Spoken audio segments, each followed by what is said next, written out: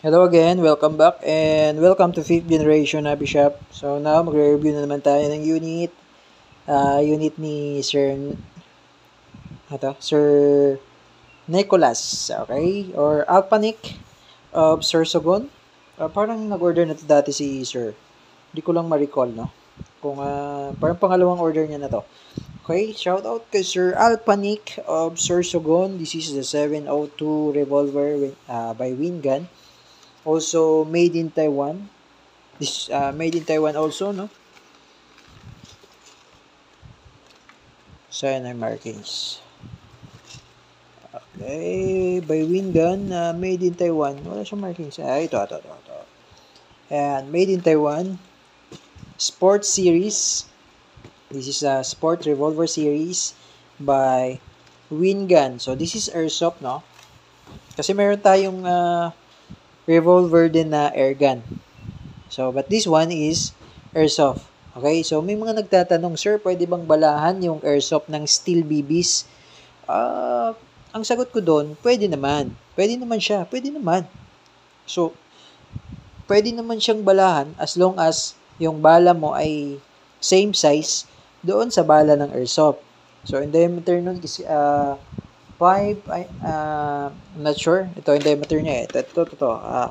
5.95 plus minus 0.01 mm. So, as long as kasukat siya nung airsoft BBs natin, pwede. So, pwede naman. Pero, hindi siya nakadesign for steel BBs talaga. Okay?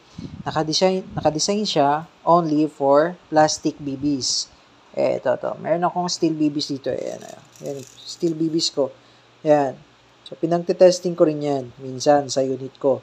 So, same size lang yan doon sa plastic BBs. So, yan, ginagamit ko rin yan sa revolver ko kasi meron akong 708 na ginagamit eh. Yung silver. Yan, pang plinking ko lang, pang practical shooting. So, ginagamit ko siya. So far, wala naman naging problema dun sa unit ko. Sabi nila, magagasgas na yung barrel kasi made of brass lang yung inner barrel niya. Totoo yun. Kasi yung barrel kasi nung ating unit, ng ating airsoft, is not made of hard steel. So, hindi siya gawa sa bakal talaga na talagang purong bakal. Ang barrel kasi niya is, kumbaga, kung hindi ako nagkakamali, brass lang siya. So, malambot lang yon yung pagka-steel nun. Kumbaga, parang siyang aluminum, like that.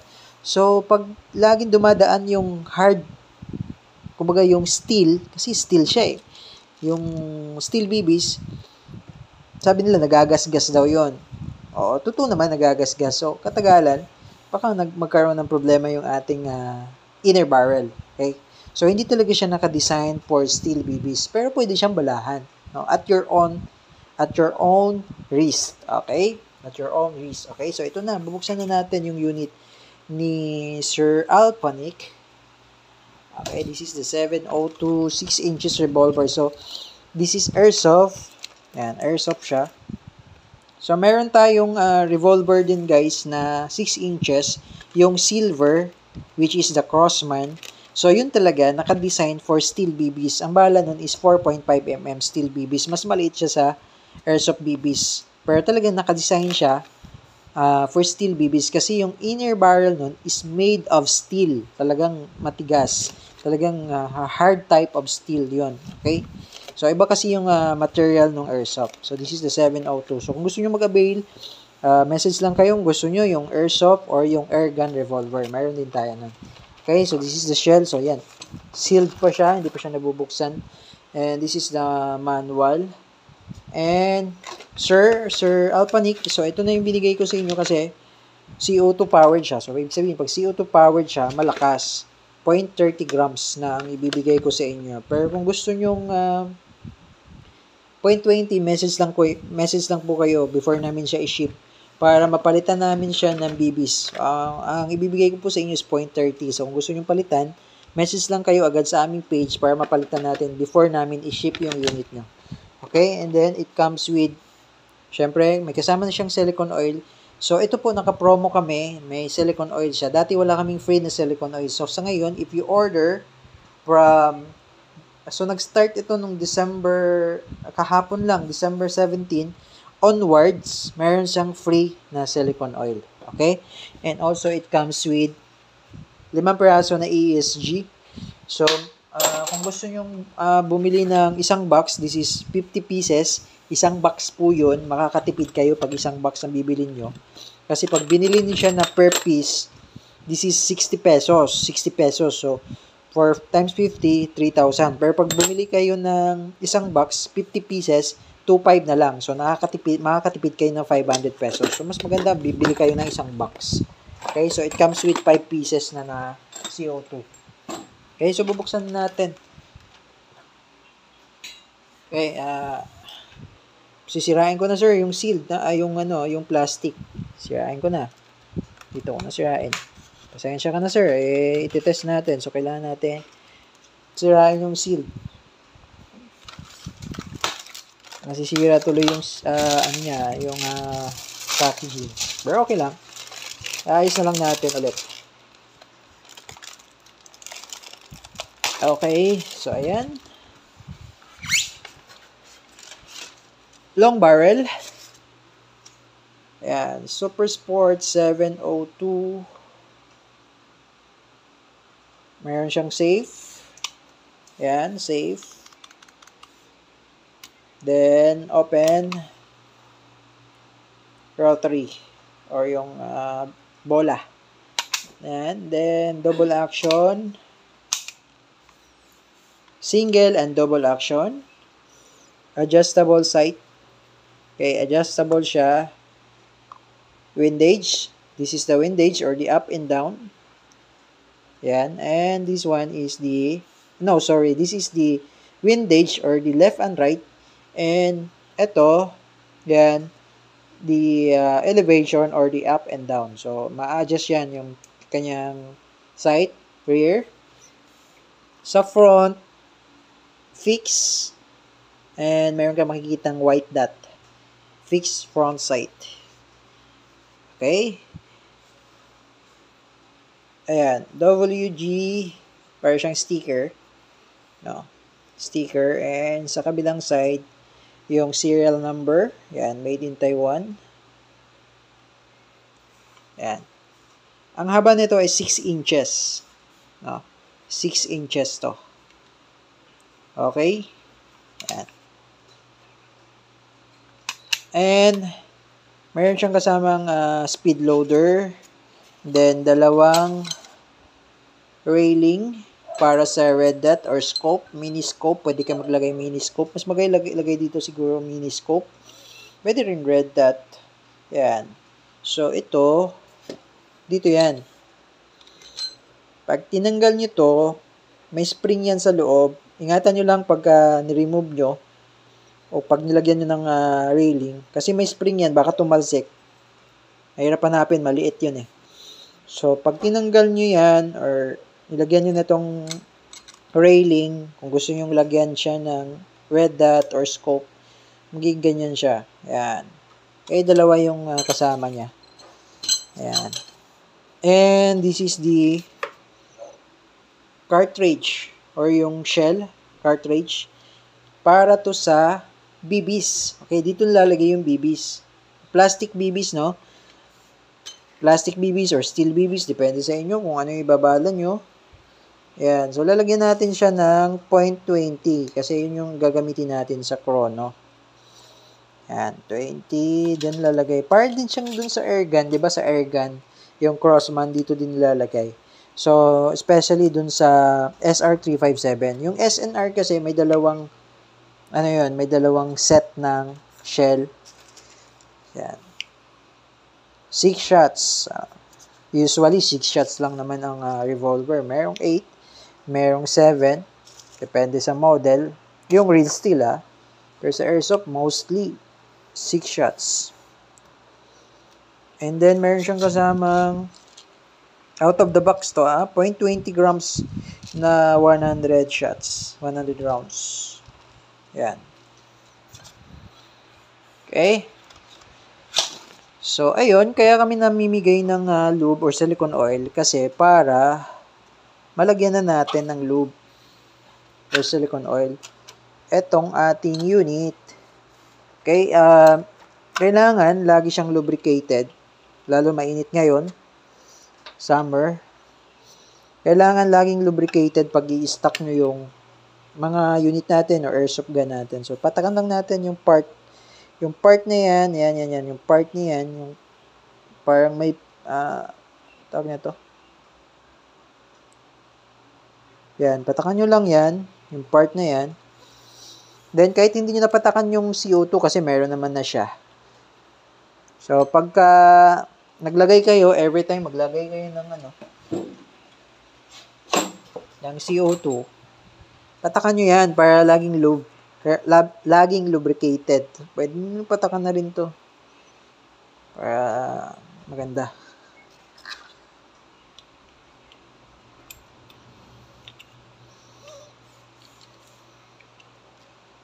Yan.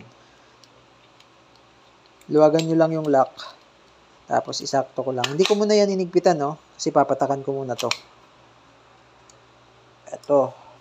Yung sa gitna. Yan. Always talaga dapat laging lubricated yan. Tapos may decocker siya. Ganito pag decock. Yan. Pag binabaan nyo siya, tapos pag didecock nyo, palalayan nyo lang.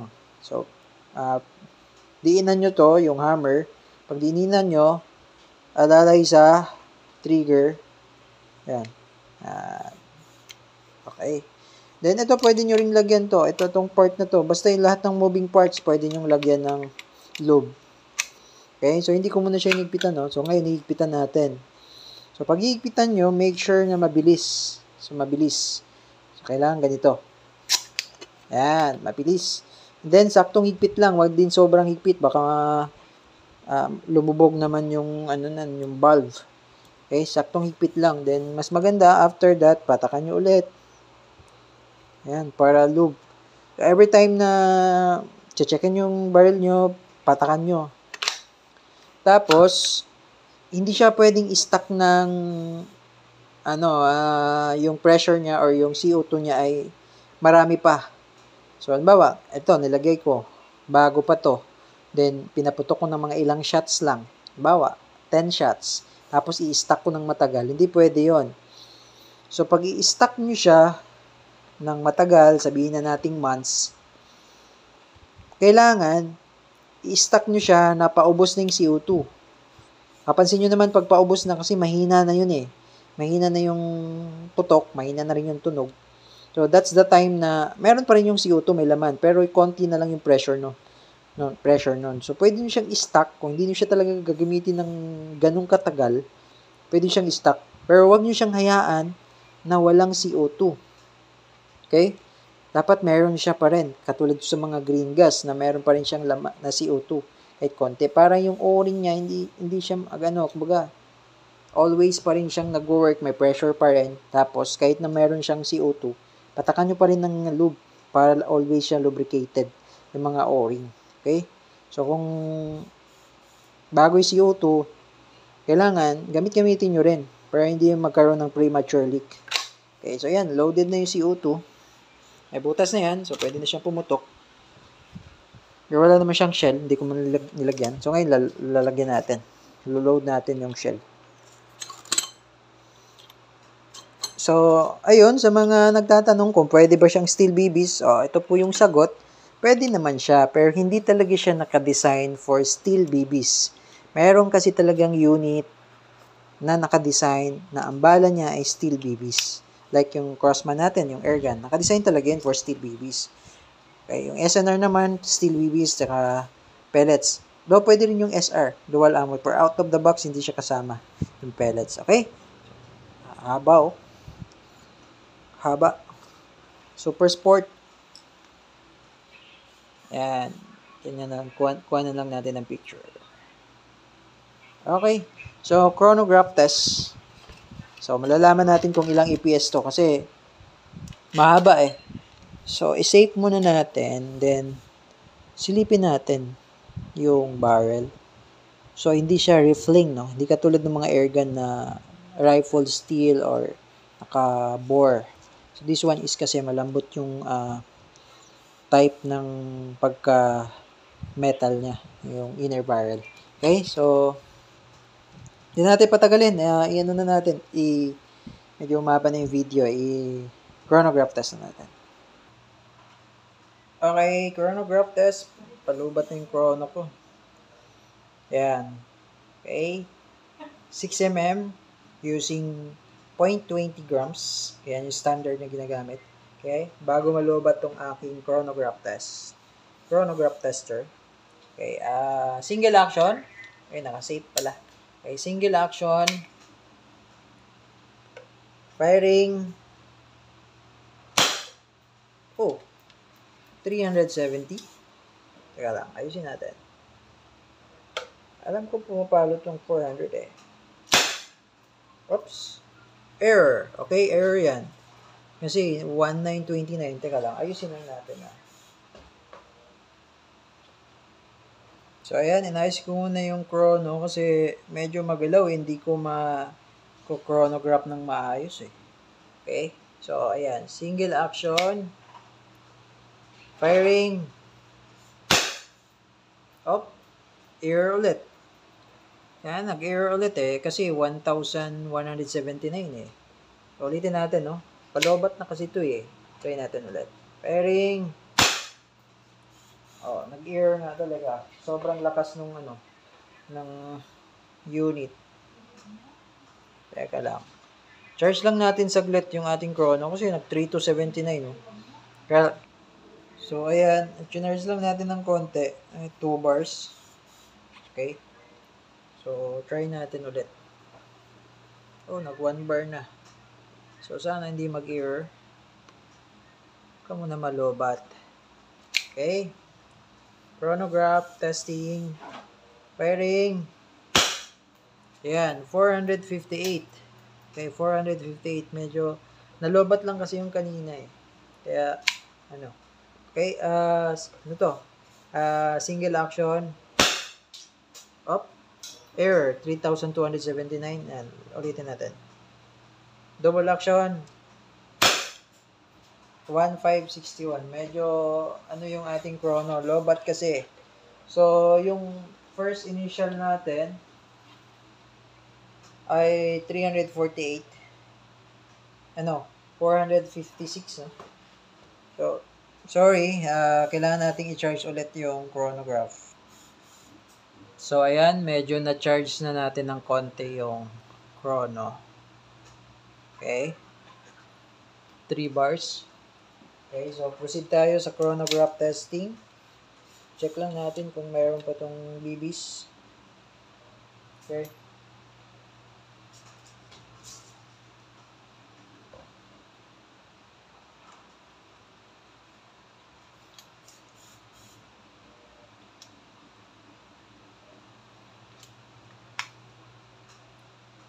Oops, wala na yung dalawa.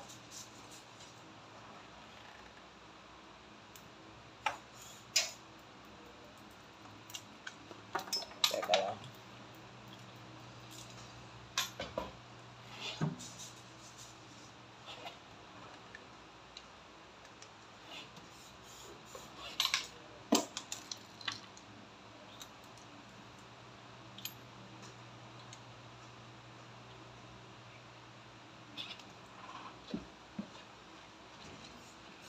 Okay.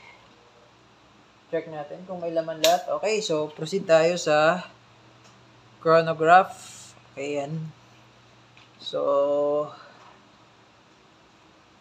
tayo? Single action. Single action. Kasi kanina nag-error dahil palobat na siya. Okay, single action. Okay, first test. Single action. Okay, anong nangyari dito? 1,018.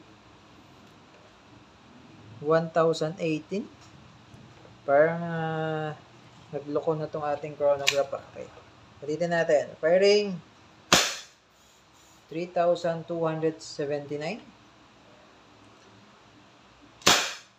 Okay, yan. Ito na. 476. 476.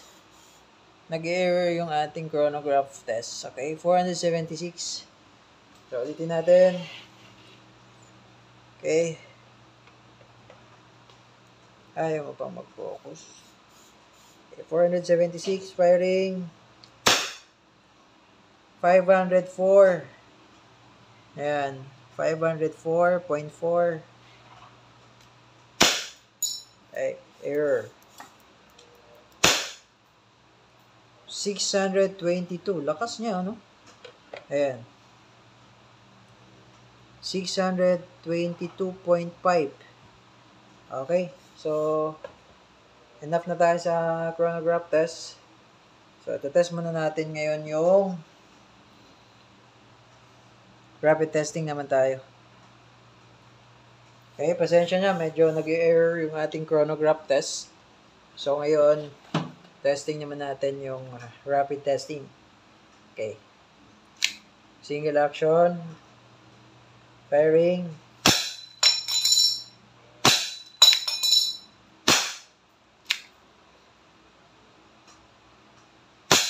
Okay, tapos double action naman. Okay, lakas. Okay, so wala nang bala. 6 shots. So, remove the shell. Open nyo lang. Then, test nyo lang to para mahulog. Okay. So, Sir Alpanek, okay na yung unit. So, kailangan namin i-remove yung CO2 kasi ita-travel siya ng malayo. Babaran lang namin siya ng silicone oil. Okay? So, kung may question pa po kayo, sir, message lang sa aming page, 5th Generation Hobby Shop. Thank you, sir, and have a nice day.